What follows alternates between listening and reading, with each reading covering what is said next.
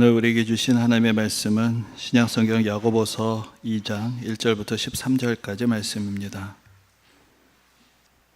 허락하신 말씀을 봉독하겠습니다.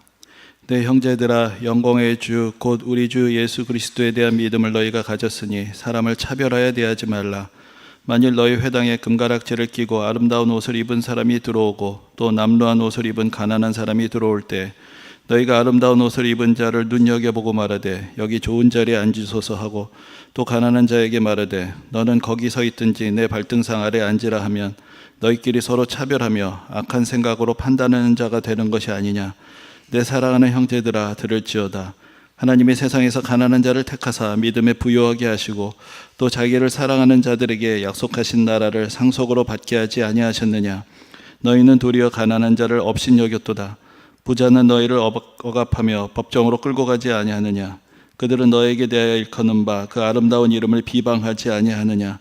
너희가 만일 성경에 기록된 대로 내 이웃 사랑하기를 내 몸과 같이 하라 하신 최고의 법을 지키면 잘하는 것이거니와 만일 너희가 사람을 차별하여 대하면 죄를 짓는 것이니 율법이 너희를 범법자로 정죄하리라. 누구든지 온 율법을 지키다가 그 하나를 범하면 모두 범한 자가 되나니 간음하지 말라 하신 이가 또한 살인하지 말라 하셨은즉 내가 비록 간음하지 아니하여도 살인함의 율법을 범한 자가 되느니라. 너희는 자유의 율법대로 심판받을 자처럼 말도 하고 행하기도 하라. 긍휼을 행하지 아니하는 자에게는 긍휼 없는 심판이 있으리라. 긍휼은 심판을 이기고 자랑하느니라. 아멘.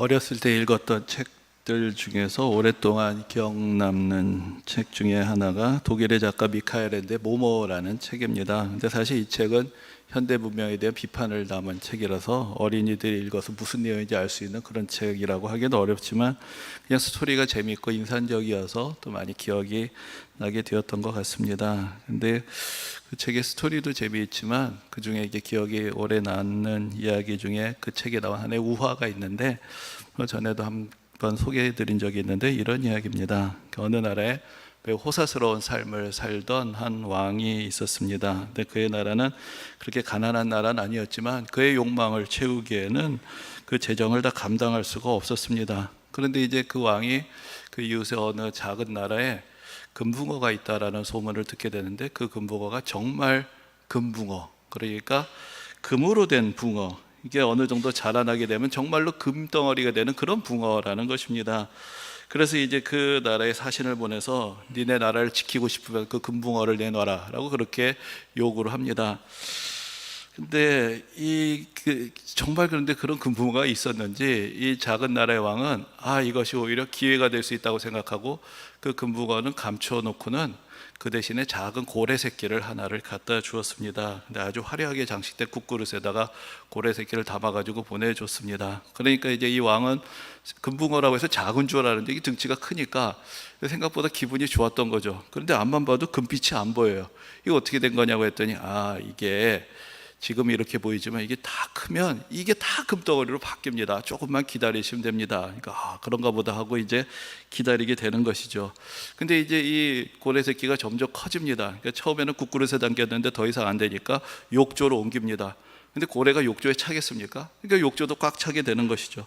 그러니까 임금님이 사용하는 수영장에다가 이 고래 새끼를 옮겨놨는데 워낙 많은 것들을 먹어 치워가지고는 이제 국가 재정이 거덜날 만큼 이렇게 자꾸 먹어 치우는 것입니다.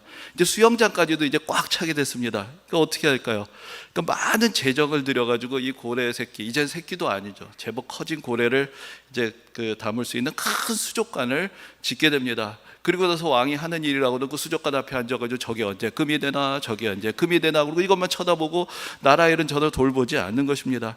점점 커지고 점점 많은 걸 먹어치우고 백성들의 원망이 커지니까 관공서마다 국가 여러 곳에 표어를 써붙이게 합니다. 크면 클수록 좋다. 크면 클수록 좋다. 저게 다 금이 된다. 조금만 기다려라. 크면 클수록 좋다. 근데 나라는 점점 엉망이 되고 왕은 전혀 나라를 돌보는 데는 관심도 없고 맨날 그 수족관에 가가지고는 그 큰 고래 새끼, 고래가 언제 그 금덩어리 되나 그것만 바라보고 있으니까 이 백성들의 불만도 커지고 이제 위기가 닥쳐온 것이죠. 바로 그때 그 작은 나라 왕이 군대를 이끌고 이 나라를 쳐들어간 것입니다. 백성들이 아무도 불만이 없어요. 저 왕에 의해서 워낙 질렸기 때문에 작은 나라 왕을 환영합니다. 그래서 나라가 무너지고 나라를 빼앗기게 됩니다. 이 소식을 듣고 들은 그 큰 나라의 왕이 자기가 그렇게 사랑하던 그 고래가 들어있는 그 수족관에 자기 몸을 던져서 세상을 마감을 했다. 그리고 나서 어떻게 됐을까요? 이 작은 나라의 왕이 그 고래를 잡아가지고 온 백성들을 배불리 먹이고 모두가 다 파티를 벌였다. 이제 그런 이야기입니다. 여러분, 크면 클수록 좋다. 여기에 대해서 어떻게 생각을 하십니까? 황금, 물질, 재물, 돈 이런 것은 뭐 크면 클수록 좋다라고 누가 말하지 않아도 이미 우리 시대에 가장 큰 영향을 미치는 힘이 아니겠습니까? 이전 시대보다 그 힘은 점점 더 커져가고 있다고 할 수가 있을 것입니다.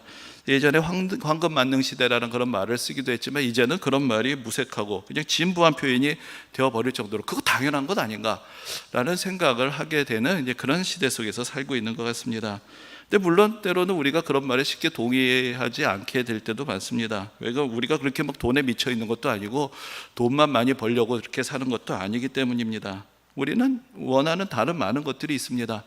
우리는 다른 사람들에게 인정을 받기 위해서 또 끊임없이 이 험한 지치는 삶 가운데도 좀 더 여유를 얻기 위해서 또 좀 더 편안한 삶의 환경을 얻기 위해서, 또 자녀들에게 좀 더 편안한 미래를 보장해 주기 위해서 돈이 필요한 것이지 돈에 그렇게 미쳐서 살아가는 것은 아니기 때문입니다. 근데 이제 여전히 남아있는 문제는 우리가 추구하는 여러 가지 다양한 목적들이 있기는 하지만 또 결국은 그것을 얻는데 가장 필요한 것이 뭐냐? 돈이라고 생각을 하는 것이죠. 그러니까 여러 가지 다양한 가치가 있다고 항변을 해도 그 다양한 가치들이 돈이라는 단일한 척도에서 평가가 되고 또 그것을 얻는 수단이 바로 돈이다 라고 믿게 되면서 돈은 여전히 가장 강력한 힘을 가지게 되는 것입니다. 그리고 이제 돈과 관련돼서 우리가 경험하고 있는 그 중요한 문제는 돈을 획득하려는 욕망, 욕심에만 있는 것이 아니라 사실 오늘날은 돈을 소비하려는 욕망의 형태로 나타납니다. 그래서 예전에는 돈이 사람들에게 미치는 부정적인 영향력을 표현하는 말들이 있었습니다. 구두쇠, 자린고비. 그냥 돈을 얻으려는데 혈안이 돼 있고 쓸 줄을 모르는 사람들이었죠. 그런데 오늘날 돈의 문제는 돈을 모으는 데 집착한 데서 나타나는 것이 아니라 돈을 써서 자기의 자존감을 확인하고 돈을 써서 자기의 존재감을 드러내려고 하는 그런 어떤 면에서 보면은 사치와 과소비라는 것 또는 혹은 과시적인 소비라는 데서 이제 돈의 문제가 사람들에게 또한 영향을 미치게 되는 것입니다. 우리가 일을 열심히 합니다. 그래서 돈을 법니다. 그리고 그 돈으로 우리에게 필요한 것들을 마련해 갑니다. 그런데 그런 과정 속에서 우리가 갖게 되는 착각이 하나 있는데 그것이 바로 내가 하고 있는 일의 가치와 그것을 통해서 내가 버는 돈의 양을 동일시하는 것입니다. 그러다 보니까 내가 아무리 가치 있는 일을 하더라도 그것을 통해서 버는 돈의 양이 충분하지 않으면 이 일이 별로 가치 있는 일로 여겨지지 않고 반대로 내가 별로 가치 없는 일을 해도 많은 돈을 벌게 되면 그것으로 자기 자존감을 채울 수 있는 이제 그런 일들이 벌어지는 것이죠. 그래서 예전에는 여러분들 기억하실지 모르겠지만 요즘도 그런 게 있나 모르겠습니다. 청백리상이라는 게 있었습니다. 가난하면 상을 줬습니다. 가난하고 검소하고 근면하게 살아가면 상을 줬는데 과연 오늘날도 사람들이 그렇게 존경을 할까? 오늘날에는 내가 삶에 여유가 없다면 오히려 자존감도 낮아지게 되고 그것은 어떤 존경받을 만한 삶을 사는 것이 아니라 저 사람 무능하다라는 이미지를 받게 되기 쉬운 그런 세상 속에서 살아가고 있습니다. 그만큼 우리가 가지고 왔던 전통적인 가치관들이 지금 바뀌고 있다라는 것을 말하는 것이 아니겠습니까? 그래서 결국은 내가 하고 있는 일의 가치는 내가 버는 돈의 양으로 측정된다라는 그런 것은 우리 시대의 상식이 되었지만 어떤 면에서 가장 큰 착각이라고 할 수가 있습니다. 전에도 이런 말씀을 드린 적이 있지만 예를 들어서 우리나라 사람들이 가장 좋아하는 화가 중에 하나고 또 세계 경매 시장에서 가장 비싼 값으로 작품이 거래되는 작가 중에 그 화가 중에 한 사람이 반 고호인데 고호는 그의 평생을 가난에 찌들린 삶을 살았습니다. 별로 인정을 받지 못했고 사람들이 그 작품의 가치를 알아보지 못했기 때문입니다. 그래서 평생 그의 수고를 통해서 얻은 돈이 없다고 해서 그 사람이 그럼 가치가 없는 삶을 살았느냐? 사실 누구도 그렇게 말할 수 없을 것입니다. 때로는 불멸의 작품을 남긴 작가들도 그에게 그가 받았던 물질적인 보상은 이에 훨씬 미치지 못하는 그런 일들도 비일비재합니다. 그러나 그는 매우 가치 있는 삶을 살았던 것입니다. 돈 걱정 없는 삶을 누가 마다할 수가 있겠습니까? 하지만 돈이 최고의 가치가 되어버리면 결국은 돈 걱정에서 벗어날 수 없다라는 그런 모순에 빠지게 된다는 것, 그것을 우리는 또한 기억해야 할 것입니다. 우리가 얼마 정도 있으면 행복할까요? 여러분들 아마 그런 계산들을 때로는 해보곤 하셨을 것입니다. 그런데 이런 생각을 해봅니다. 더 젊었을 때, 더 수입이 적었을 때 내가 이 정도만 있으면 참 행복하겠다 생각을 했는데 어느 순간 그거보다 그래도 조금 더 많은 수입이 들어와도 사실 옛날에 생각했던 것처럼 그렇게 행복해지지를 않습니다. 어떤 면에서 보면은 수입이 늘어나면 지출도 더 늘어나게 되는 것이죠. 그리고 내 기대, 눈높이도 점점 더 높아지게 됩니다. 그러면서 삶의 불만족은 소득이 늘어도 여전한 그런 경험들이 있지는 않습니까? 사실 우리나라 전체가 그런 경험을 하고 있는 것이죠. 한 세대 전에 비해서 여러 가지로 삶의 지표들이 개선이 돼도 만족도라는 것이 그렇게 쉽게 개선이 되지를 않습니다. 내 눈높이가 높아지게 되면은 이전에는 잘 보이지 않았던 또 다른 남들이 보입니다. 나보다 더 여유 있고 더 만족스러운 삶을 사는 것 같은 사람들이 계속 눈앞에 등장을 하게 되고 타인에 대한 부러움은 더 커져가게 되고 내 삶은 여전히 초라하게 느껴지는 그런 삶에 갇혀버리게 되는 것입니다. 여러분, 무엇이 우리를 행복하게 하느냐? 우리는 그것을 매우 단순하게 생각할 수 있지만 그런 인간의 마음이란 것이 그렇게 간단하지가 않습니다. 그래서 한두 가지 행복의 원리로 행복을 누린다는 것이 그렇게 쉽지가 않습니다. 마치 인간이라는 존재는 불행하기 위한 모든 이유를 찾아내는데 매우 특화되어 있는 그런 존재인 것 같기도 합니다. 그래서 톨스토이가 그 유명한 작품 안나 까레니나의 첫 장에서 이런 유명한 구절을 남겼습니다. 행복한 가정은 모두 모습이 비슷하고 불행한 가정은 모두 제각각의 불행을 안고 있다. 좀 다르게 번역되기도 하는데, 행복한 가정은 다 같은 이유로 행복한데 불행한 가정은 다 다른 이유로 불행하다는 것이죠. 근데 이야기를 좀 바꿔서 말하자면은 결국 어떤 삶이 행복한 것이냐?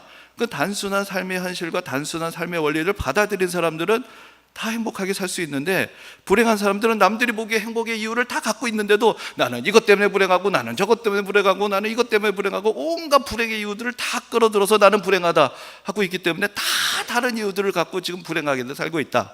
그렇게 이야기를 하는 것입니다. 근데 실제로 이 안나 까레니나라는 소설의 배경은 러시아에서 가장 화려한 삶을 살았던 상류층 화교계를 배경으로 하고 있습니다. 그 소설에서 펼쳐지던 그 불행한 삶을 상징하는 인물이 바로 안나 까레니나라는 여인이 되었던 것입니다.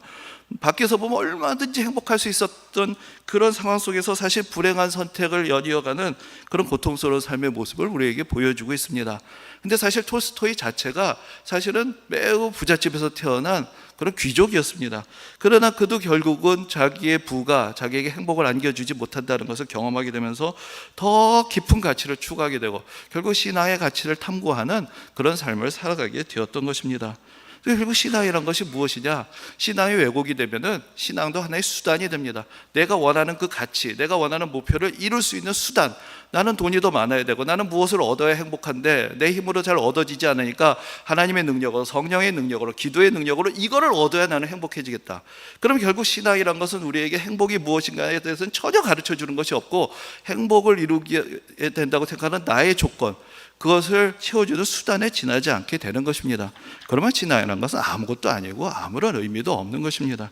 진정으로 신앙의 의미를 갖게 될 때는 나의 삶에 무엇을 추구하고 살아가야 하는가, 거기에 대한 가치를 우리에게 베풀어 줄 수 있을 때, 그때 신앙이 우리 삶에 의미가 있는 것입니다.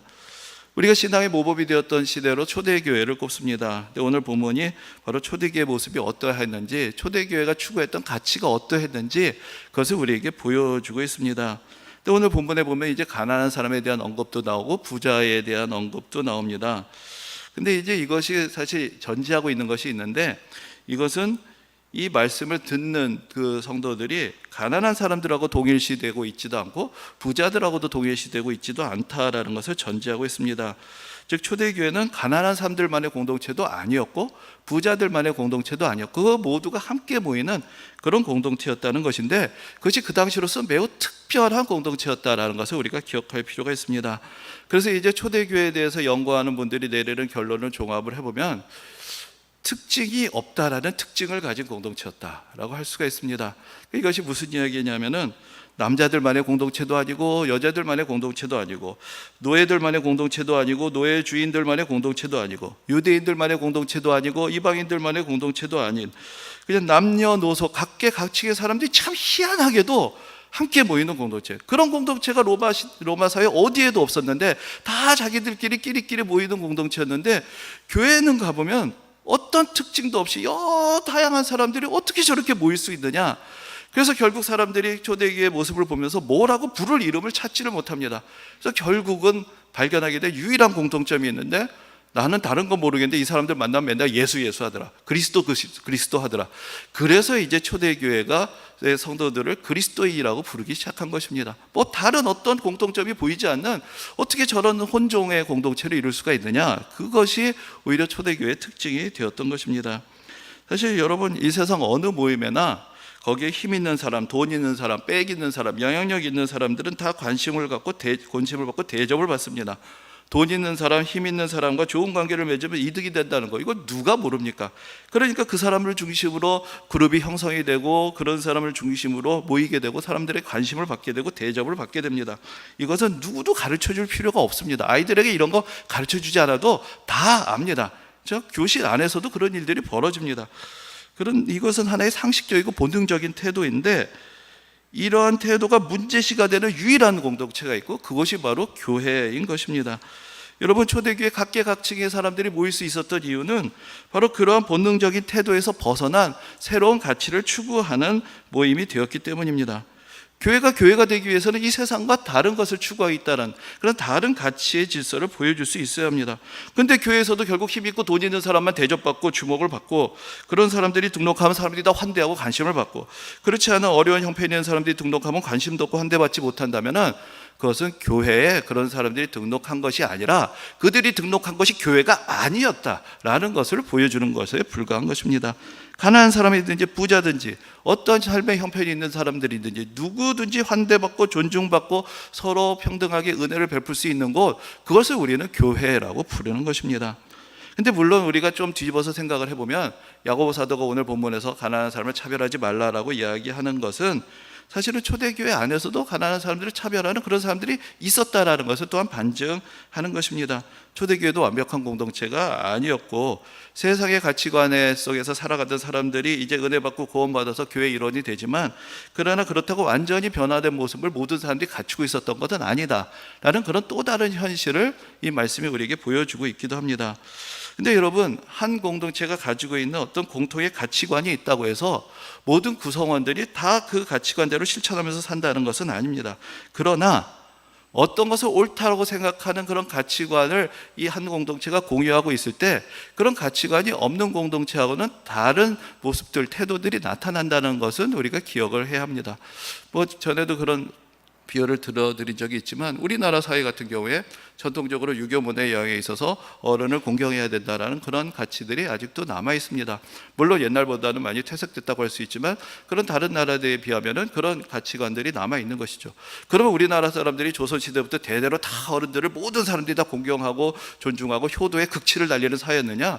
그렇지도 않습니다. 그런 사회에서 여러 가지 정말 불효를 행하는 사람, 폐륜하라고 불리는 사람들이 있습니다. 근데 문제는 뭐냐면은 그런 가치가 있을 때는 그 가치에서 벗어난 사람들을 지탄하고, 그 가치에서 벗어난 사람들이 스스로 부끄럽게 생각하고 그 가치를 지키는 사람을 존중하고 존경하고 우대한다라는 것이죠. 모든 사람들이 다 그렇게 살지는 못해도 그래도 그렇게 살아야 되는데 라는 의식이 있다는 것입니다. 그러니까 초대교회의 모습이 바로 그랬습니다. 부를 가지고 사람을 판단하지 않고, 삶의 여러 가지 형편 때문에 사람들을 비교하지 않고, 오히려 예수 그리스도의 은혜와 믿음 가운데서 서로 삶을 나누고 있는 그런 공동체가 되었고, 그렇지 못하게 살아가는 사람들은 있지만 그런 사람들은 부끄럽게 생각하고 지탄을 받고, 또 그렇게 삶의 형편에 매이지 않고 믿음의 본을 보인 사람들을 다 존중하고 존경하는 그런 공동체를 이루었다는 것, 그것은 우리가 분명하게 기억을 해야 하는 것입니다. 근데 이제 오늘 본문에서 우리가 눈여겨보아야 할 구절은 가난한 사람을 차별하지 말라는 말씀에서 그치는 것이 아니라 오히려 가난한 사람들을 신앙의 모범으로 제시하고 있다는 것입니다. 그래서 5절에 보면 이렇게 말씀하고 있습니다. 내 사랑하는 형제들아 들을지어다. 하나님이 세상에서 가난한 자를 택하사 믿음에 부유하게 하시고 또 자기를 사랑하는 자들에게 약속하신 나라를 상속으로 받게 하지 아니하셨느냐. 오히려 가난한 사람들이 우리보다 앞선 사람들이다. 믿음에서도 더 부유하다. 그렇기 때문에 우리가 그들을 존중해야 된다. 이제 그러한 이야기를 해주는 것입니다. 물론 이 이야기가 극단적으로 가난한 사람들만이 천국에 간다, 그런 이야기를 하는 것은 아닙니다. 그러나 오히려 이 세상에서 여러 가지 삶의 어려움과 제약이 있는 사람들이 하나님 앞에서 더 온전한 믿음을 가지고 하나님 나라를 상속하기가 더 쉽고, 많은 재물을 가진 사람이 그 재물 때문에 걸림이 되어서 하나님 나라로부터 멀어질 수 있다는 것은 사실 성경 곳곳에서 나오는 교훈입니다. 여러분, 우리가 잘 알고 있는 예수님의 비유 중에서 사실 우리를 매우 당혹하게 하는 메시지를 담은 비유 중에 하나가 바로 부자와 거지 나사로의 비유입니다. 이 비유는 부자와 거지 나사로의 넷의 삶을 보여주고 있는데, 거기서 이제 부자는 지옥에 들어가고 나사로는 천국에서 아브라함의 품에 안겨있는 그런 모습을 보여줍니다. 그런데 여기서 이 사람이 부자다, 이 사람이 가난했다라는 것 말고는 다른 어떤 이유를 제시해주고 있지 않다는 데 문제가 있습니다. 나사로는 거지였는데 예수님을 잘 믿어서 천국에 갔고, 저 부자는 부자였지만 예수님을 안 믿어서 지옥에 갔다, 그런 설명이 붙어있지 않습니다. 근데 예수님께서 이 비유를 하신 이유는 사실 그 당시에도 어떤 면에서 우리도 오늘날도 그런 생각을 하는 경우들이 많이 있지만, 부자는 축복받았다, 부자는 하나님의 택하신 특별한 사람들이다, 가난한 사람들은 저주받았다, 가난한 사람들 하나님부터 멀다, 이런 생각을 하는 사람들이 많았습니다. 예수님은 그 생각을 고쳐주시는 것입니다. 오히려 가난한 사람이 하나님의 은혜에 더 가까울 수 있다, 그들의 가난한 형편이 더 간절한 믿음을 가지고 하나님께 나아가게 할 수 있다. 오히려 부자의 그 교만이 하나님부터 멀어지게 할 수 있는 것이다.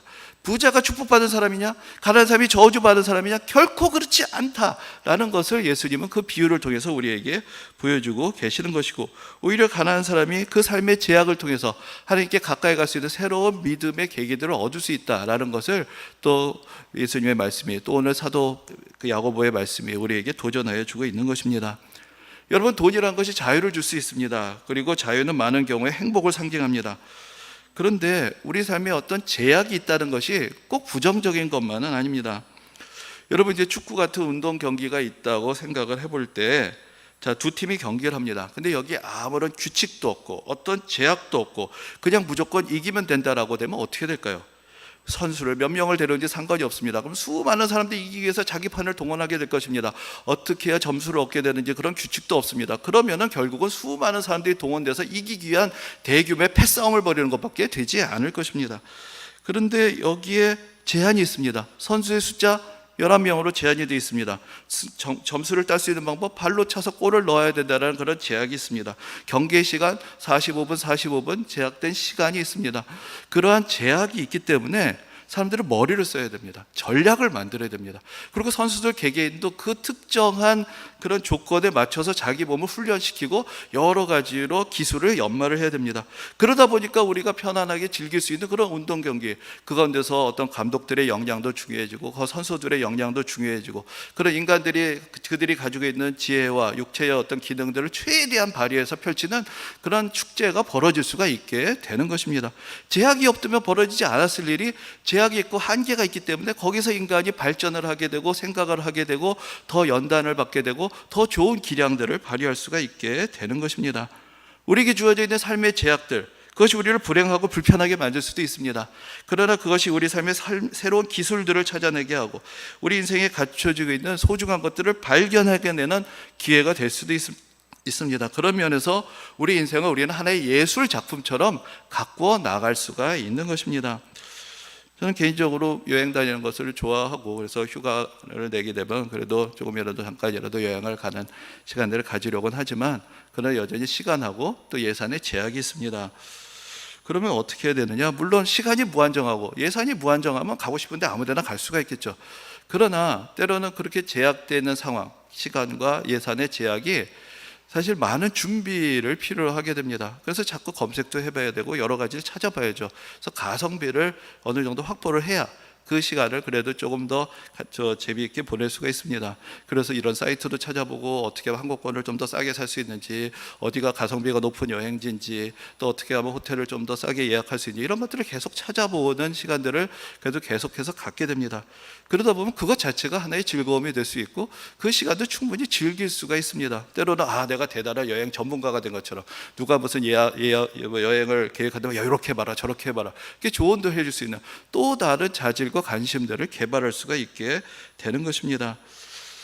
여러분, 제가 전에 이제 섬기던 교회에서 제가 처음 맡았던 교구가 임대 아파트 단지였습니다. 그러니까 거기에는 참 삶의 형편이 어려운 분들이 모여 사는 곳이었고, 또 인근의 다른 지역에 비해서 소외감을 느끼기 쉬운 이제 그런 분들이 사는 곳이었기 때문에 참 같이 예배드리고 사역하기에 좀 조심스럽기도 했습니다. 그런데 막상 그분들 만나고 같이 사역을 하다 보니까 그렇지만도 않다라는 것을 오히려 경험하게 되었습니다.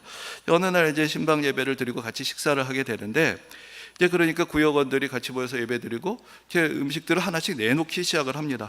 근데 사실 거기에 사는 많은 분들이 가사 도우미로 일을 하고 계셨기 때문에 사실 음식에 대해서는 나름의 다들 자부심이 있었습니다. 어떤 면에서 생각하면 부잣집 음식도 이분들이 다 만드는 거예요. 그러니까 서로 간에 자기가 만든 음식들을 내놓으면서 이건 어떻게 만들었고 이건 어떻게 만들었고, 또 그렇게 맛을 낼 수 있는 자기 나름의 기술들, 별로 돈 들이지 않고도 맛있는 음식을 만들 수 있는 여러 가지 이야기들 서로 같이 나눕니다. 그러면서 이제 풍성한 식탁이 차려졌습니다. 그리고 더 재미있었던 거는 그 옆에서 또 요리도 하고 음식을 준비하다가 뭐가 필요하니까 야, 몇 호 가서 뭐 좀 가져와, 몇 호 가서 뭐 좀 가져와. 그게 이제 그 복도형 아파트였는데, 그게 여름이 되니까 대부분 집들이 다 문을 열어놓고 삽니다. 그러니까 몇 호에 가면 뭐 있다, 몇 호에 가면 뭐 있다. 서로 가서 뭐 그릇도 가져오고 참기름도 가져오고 하는데, 내가 이게 지금 서울 한복판에 와서 신방 예배를 드리는 건지 어디 시골 마을에 간 건지, 여기서 살아가는 사람들 삶의 방식이 좀 다르구나. 이제 그런 생각을 해보게 됐습니다. 여러분, 있는 사람들은 있는 방식으로 행복할 수 있습니다. 그런 삶의 형편이 어려울 때는 또 그러한 삶의 형편을 가지고 서로 나누면서 또 다른 행복의 기회들을 찾아갈 수가 있는 것입니다. 여러분, 부자도 행복하려면 어떻게 될까요? 돈보다 더 나은 가치를 가지고 있을 때 부자도 행복할 수가 있습니다. 돈밖에 다른 가치가 없으면 그 돈이 오히려 자기를 불행하게 만드는 것을 경험할 수밖에 없을 것입니다. 오늘 본문에서 가난한 사람들을 삶의 모범, 믿음의 모범으로 제시하고 천국을 상속할 사람들로 이야기하는 것은 이 가난이 상징하는 그런 어떤 삶의 제약이라는 것이 우리에게 주는 또 다른 삶의 방식이 있고, 그것을 통해서 우리가 발견할 수 있는 숨겨진 하나님의 은혜의 보물들이 있다라는 것을 우리에게 또한 깨우쳐 주는 것입니다. 여러분, 건강하면 행복하죠. 그러나 우리가 나이가 들면은 점점 이제 우리 몸에 이상의 신호들이 찾아옵니다. 그럼 아무래도 젊었을 때보다는 건강에 대해서 더 신경을 쓰고 생활 패턴도 바꿔가게 됩니다. 또 큰 병을 한번 앓거나 큰 수술을 한번 받게 되면 더 그렇습니다. 그 이후의 삶은 이전과는 달라지게 됩니다. 이전처럼 무리해서는 안 되고 음식도 조절해야 되고 여러 가지로 내가 지켜야 되는 삶의 제약들이 생기게 됩니다.